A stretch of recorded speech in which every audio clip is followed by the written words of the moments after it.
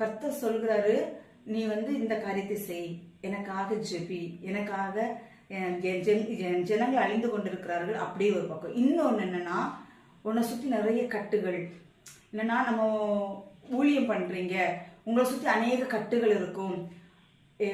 இப்படி சொல்ல போனா மாந்திரீகம், பில்லி சூன்யம், அந்த மாதிரிப்பட்ட நிறைய காரியங்கள் என்ன செய்யும் அப்படின்னா, நம்ம அநேகருக்காக ஜெபிக்கிறதுனால இந்த மாதிரிப்பட்ட கிரியைகள் போராடும். அப்பதான் எபேசியர் 6ஆம் அதிகாரத்தை ஆண்டவர் உணர்த்தி கொடுத்தாரு.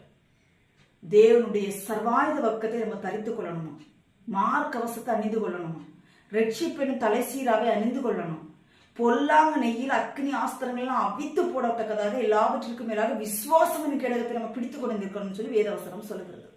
நம்ம இந்த மாதிரிப்பட்ட இந்த உலகத்தை நம்ம ஜெயிக்கணும், சுகஜீவிகளாய் வாழக்கூடாது, நிர்விசாரமாய் வாழக்கூடாதுன்னா சர்வாயுத வர்க்கத்தை நம்ம பிடித்து கொண்டவர்களா என்ன செய்யணும், நிற்கணும்.